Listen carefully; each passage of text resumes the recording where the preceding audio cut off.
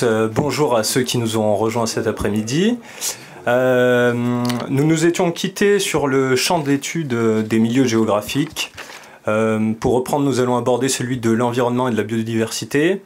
Bon, c'est un champ qui soulève des questionnements qui traversent actuellement nos sociétés contemporaines, plus particulièrement occidentales, celle par exemple du rapport de l'homme à son environnement, à la géographie, à la biodiversité.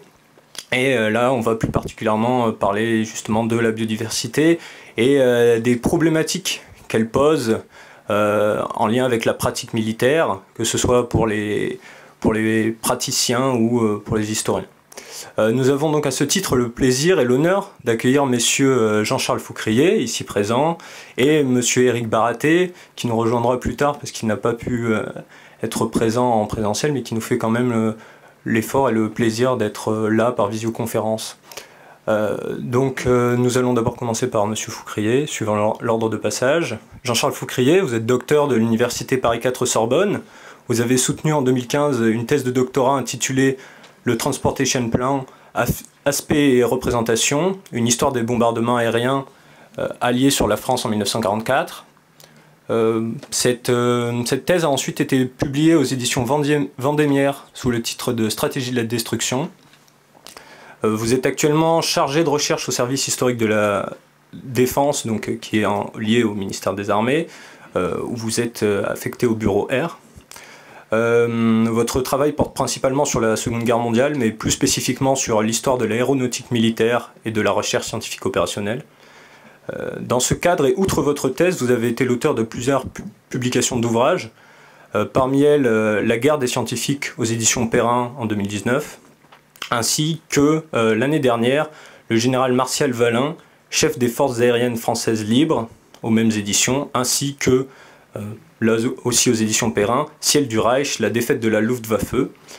À ce titre, vous intervenez aujourd'hui sur un théâtre d'opération qui est à la fois célèbre, puisqu'on parle de la bataille de Normandie, et pourtant assez méconnu, puisqu'on ne parle pas du débarquement, mais bien de ce qui s'est passé après, et qui est plutôt méconnu dans le public général, dans lequel l'environnement, la géographie et par là même le côté aéronautique de la pratique militaire a joué un grand rôle, grand voire capital.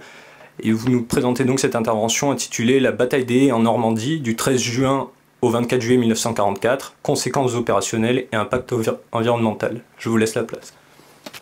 Merci monsieur le président de séance. Je remercie les organisateurs Jeunes Recherches que j'ai eu le plaisir d'identifier enfin ce midi, parce que jusqu'à maintenant c'était un groupe que j'ignorais. Pour changer les slides. Donc, comme vous l'avez dit, monsieur le président, par rapport aux brillantes interventions matinales, je vais un peu abaisser la moyenne, puisque je vais parler vaches, pâturage et histoire opérationnelle. Mais lorsque j'ai vu le sujet du colloque, ça m'a paru une belle opportunité de parler de ce sujet, que je n'ai jamais abordé personnellement, donc ça va être une première. Je vous demanderai un petit peu d'indulgence, jamais fait cette présentation, même si j'ai quand même travaillé sur le sujet. Et je me suis posé la question justement d'interroger la réciprocité entre guerre et environnement. Quel impact la guerre a sur l'environnement et la réciproque. Quel impact l'environnement a sur la guerre. Et cette bataille des haies, ça m'a paru une belle occasion. Donc vous avez parlé de biodiversité, bon là on va la malmener, désolé, mais vous allez voir, la conclusion est assez intéressante.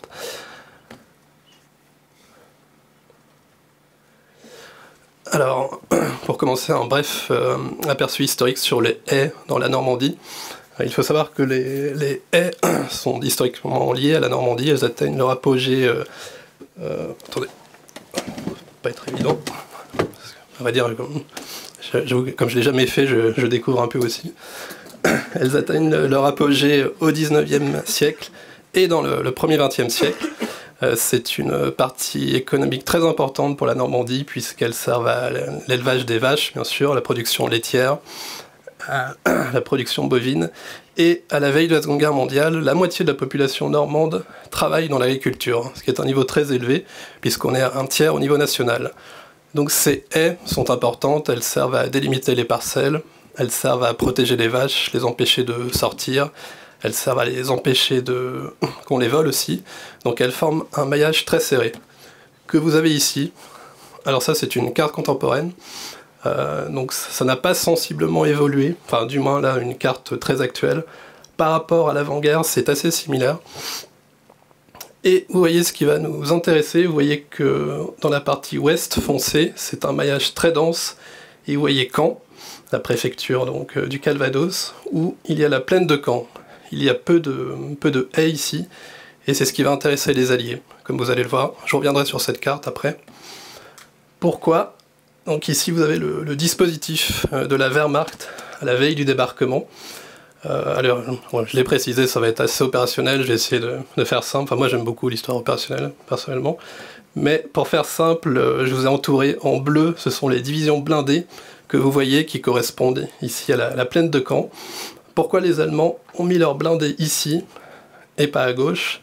Simplement parce qu'ils vont s'appuyer sur ces haies. Et c'est ce qui va poser beaucoup de problèmes aux Américains. Donc les Américains vont débarquer à l'ouest, les Britanniques à gauche, donc dans cette plaine de Caen. Et les Allemands, comme ils ont peu de blindés à ce stade de la guerre, ils vont les économiser. C'est-à-dire qu'ils vont se servir de la plaine de Caen pour bloquer l'accès à Caen. Et dans le bocage, ils vont disposer de l'infanterie. Le chef de ce dispositif, c'est le général Rommel, qui d'ailleurs avait déjà conquis la Normandie en 1940. Et Rommel, même s'il attend plutôt le débarquement dans le Pas-de-Calais, il va profiter à plein de ce système. Et les haies sont une partie déterminante pour la défense allemande que les Alliés vont gravement sous-estimer. Les Alliés, autant ils ont préparé minutieusement le débarquement de Normandie, dont je ne vais pas parler ici, sauf pour l'aspect aéroporté, mais ils sortent à des difficultés dès le début du débarquement. Donc je ne parlerai pas du débarquement lui-même, mais des opérations aéroportées. Donc il y a plusieurs divisions qui sont prévues pour être parachutées. Les Américains, les Britanniques, et les haies forment tout de suite un problème. Les planeurs vont souvent percuter cette haie. À peu près les 2/3 des planeurs sont perdus en quelques heures. Comme vous le voyez, les haies, qui sont des massifs impressionnants et qui peuvent atteindre 10 mètres de hauteur, elles font l'effet d'un mur. Lorsqu'un planeur est lancé à pleine vitesse, il se désintègre. Donc on estime à peu près 1/3 des victimes sont tuées ou blessées avant même de sortir des planeurs, ce qui est conséquent. Et en plus, les Allemands ont joué sur ces haies aussi pour inonder. Ça, c'est un autre problème.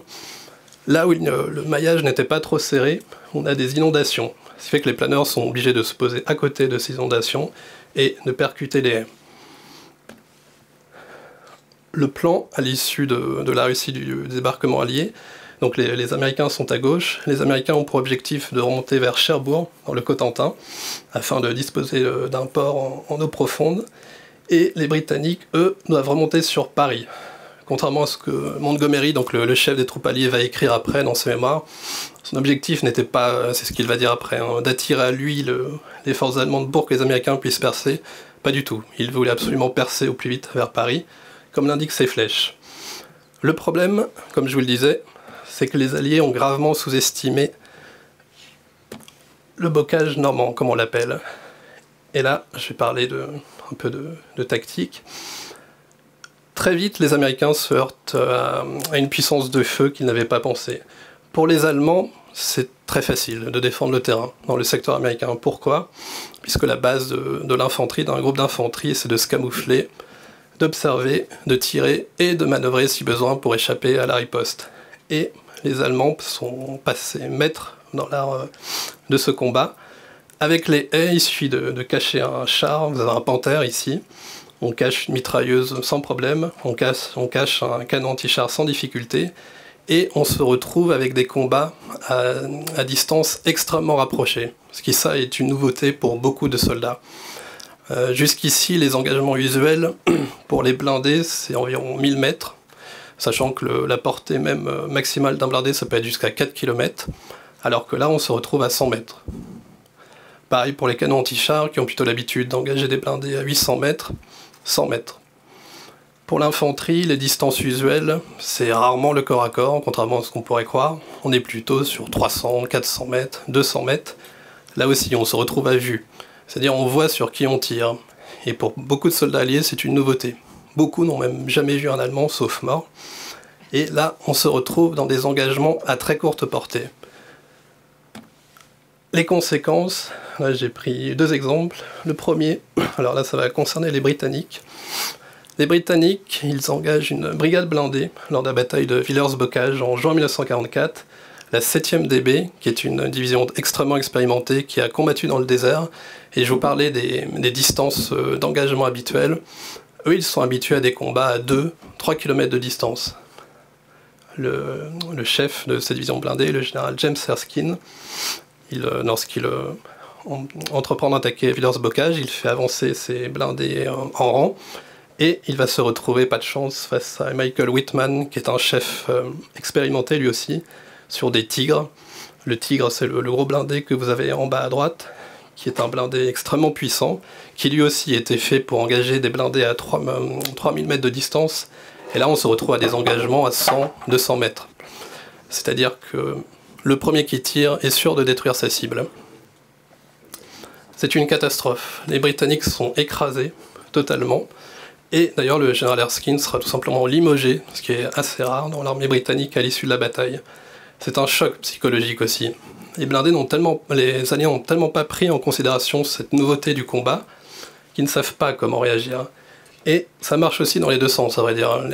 Les Allemands sont souvent en position défensive, mais lorsqu'ils attaquent, et là, toujours pour rester sur cet exemple, Michael Whitman va contre-attaquer, il va pénétrer dans le village de Villers-Bocage, en fait, les rôles vont s'inverser. Autant dans le bocage, on est dans des engagements très rapprochés, mais en combat urbain, c'est pareil. Ça fait que les tigres vont être à leur tour contrés. Donc cette victoire qui va être présentée par la propagande allemande comme un succès, en fait, c'est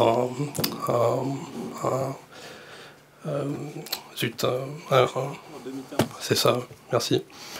Bref, tout ça pour dire qu'en Normandie, on assiste à des combats assez inédits. Autre exemple, pour les Américains, cette fois-ci, qui eux ont le gros du bocage, ils ne sont tellement pas habitués, la plupart des soldats n'ont pas plus de 20 ans, souvent 18 ans. Ils n'ont jamais été formés à des combats, à des engagements rapprochés, qu'on va assister à une expérience inédite pour l'armée américaine, c'est-à-dire le retrait de toute une division, la 90e division d'infanterie devant Saint-Lô, pour ce qu'on appelle le combat fatigue. En fait, on ne sait pas ce que c'est exactement, mais c'est ce qu'on appellera plus tard le syndrome du PTSD, notamment au Vietnam. En fait, c'est les soldats qui sont tellement choqués par les engagements qu'ils sont contraints de faire, qu'ils n'arrivent plus. Ils sont psychologiquement HS, incapables de combattre, puisque lors des assauts d'infanterie, pour prendre une haie, en fait, il faut attaquer à la baïonnette. Et contrairement à ce qu'on voit souvent dans les films, en fait, les soldats sont très peu formés à la baïonnette, c'est très rare des attaques à la baïonnette. Et là, on se retrouve dans des engagements type Première Guerre mondiale. Donc pour la première fois, et ça arrivera par la suite aussi, mais les Américains sont contraints de retirer toute une division à cause de ces fameuses haies. Les réponses tactiques, c'est de l'improvisation. Comment faire pour passer à travers une haie? On va l'arracher. On va l'arracher comment? On va récupérer les obstacles anti-chars que les Allemands avaient positionnés sur les plages, donc notamment le hérisson de Schenck. Ce sont des rails entrecroisés. Et on va les installer à l'avant des chars. C'est ce qu'on va appeler le dispositif rhinocéros, qui va servir à arracher littéralement les haies pour pouvoir passer à travers. C'est une solution qui fonctionne dans une certaine mesure. Elle permet des gains de terrain, des assauts tactiques, mais pas de manière stratégique. C'est-à-dire que les chars sont faits pour attaquer en terrain plat, sur des routes notamment, mais au moins ça permet de commencer à débloquer la situation. Autre innovation, c'est sur les jeeps, ce que vous voyez. En fait, c'est un dispositif coupe-câble, parce que les Allemands se servaient aussi des haies pour tendre des fils de fer entre les haies, pour décapiter les conducteurs. Ce qui était là aussi une surprise psychologique très désagréable. Donc on invente ce système qui va rouler jusqu'à Berlin d'ailleurs. C'est pour ça qu'à Paris, vous voyez des jeeps avec ce dispositif qui ne sert plus à rien, mais qui est hérité de Normandie. La solution que veulent les chefs alliés, là on est en juillet 1944, c'est d'en sortir. Ce n'est même plus, on ne trace plus de plan sur la comète. Il faut à tout prix sortir de ce bocage que vous avez ici en hachuré. Pour les Américains, c'est l'objectif, sortir du bocage pour enfin manœuvrer. Ça va être le but de l'opération Cobra, pour eux, qui est, contrairement à ce qu'on va écrire par la suite, qui n'est pas une tentative de percée, c'est juste en finir avec le bocage pour manœuvrer. Idéalement en s'emparant de la Bretagne et en exploitant vers la vallée de la Loire, mais l'objectif c'est vraiment d'en sortir, d'en finir. Pour les Britanniques, ça va être, eux ils ont beaucoup moins de bocage, mais ils ont tous les blindés devant eux. Et d'ailleurs aussi, ça, vous avez sûrement vu, Il faut sauver le soldat Ryan, ça fait partie des...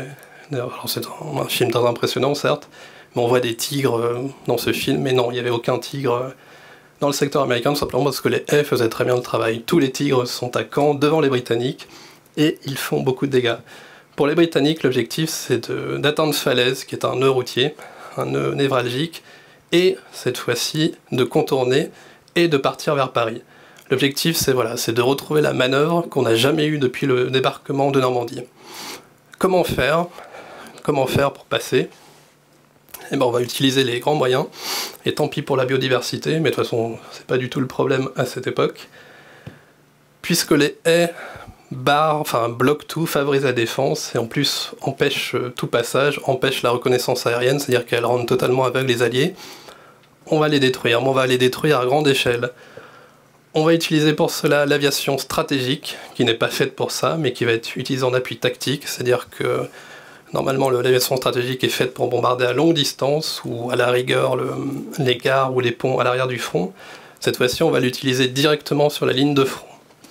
Et on va créer littéralement un tunnel, c'est-à-dire on va prendre un secteur du front que l'on va saturer de bombes. Et là vous avez la preuve par l'image. Donc là j'ai mis un carré qui est volontairement exagéré, il est beaucoup plus petit, mais c'est pour dire que on prend véritablement un carré que vous avez en bas et on le sature de bombes. L'objectif c'est vraiment de détruire les haies, et accessoirement les Allemands qui sont cachés dedans, mais enfin d'avoir un secteur pour passer, pour faire manœuvrer les chars. Ça c'est le but de l'opération Cobra. Une fois que les divisions blindées vont être engagées, on espère qu'elles vont pouvoir sortir assez vite du bocage qui est à Avranches, pour enfin retrouver la manœuvre que l'on n'a jamais eue. Ça va bien marcher, ça va très bien marcher même, puisque enfin, à la fin de juillet 1944, l'opération Cobra permet de retrouver la manœuvre, comme vous l'avez vu, de prendre Avranches et de sortir du bocage de Normandie. Elle permet d'exploiter sur la Bretagne, sur les Pays de la Loire, elle permet de remonter vers le nord et d'aller aider les Britanniques qui n'ont jamais réussi à percer.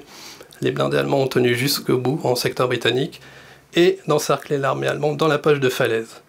Ce qui fait qu'en fait le principal adversaire des Alliés, bien sûr c'était les Allemands, mais ce qui a vraiment ralenti la bataille de Normandie, c'était les haies, qui ont été exploitées extrêmement habilement par les Allemands.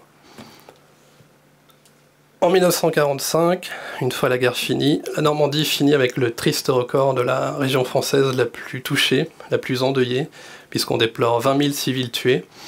Alors je vous ai mis des photos que j'aurais pu prendre au hasard, parce que tout ressemble à une ville en ruine, bien sûr, mais Le Havre, qui est la ville la plus bombardée de la Seconde Guerre mondiale, avec le pire bombardement allié en septembre 1944, 2000 morts. Caen, qui finit avec plusieurs milliers de morts, Rouen aussi, donc des villes dévastées. Et là, j'avais pas d'image de haies détruites, mais vous imaginez bien que les haies ont beaucoup souffert.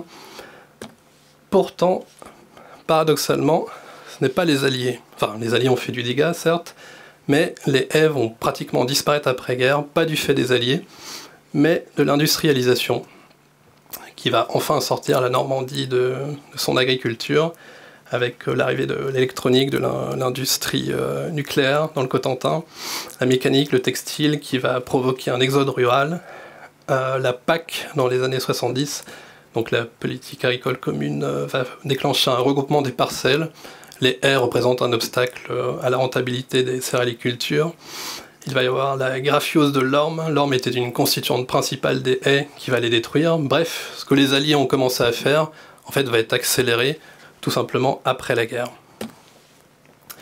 Et comme vous le voyez, à partir de 1970, les haies finissent par dépérir, j'ai presque fini. Elles finissent par dépérir pratiquement jusqu'en 2015, où il y en a tellement plus que là, on va déclencher un plan. Alors j'ai mis des citations, parce que j'aime beaucoup les métaphores qui sont utilisées. On va considérer les haies comme des points d'ancrage de biodiversité. En fait, on va juste revenir aux sources de l'économie normande au 19e siècle. Les communes vont avoir des financements à 100%. On va réaliser que les haies sont des puits de stockage de carbone. qu'elle favorise l'économie de proximité, qu'elle protège la ressource eau. En fait, on va refaire un retour aux sources, on va planter des haies qui toutefois vont dépasser 5 mètres, alors que les haies normandes étaient limitées à 5 mètres avant la guerre. Et ce qui fait que si vous allez en Normandie maintenant, vous allez voir des haies très propres, très modernes, très impressionnantes, mais qui ne correspondent pas vraiment à ce que les Alliés ont connu. Et pour ça, pour avoir un petit aperçu, il faut vraiment aller derrière Omaha Beach, si vous avez l'occasion. Là, les haies n'ont pas trop souffert, parce que l'arrière-pays a été pris très rapidement. Et c'est tout pour moi. Je vous remercie.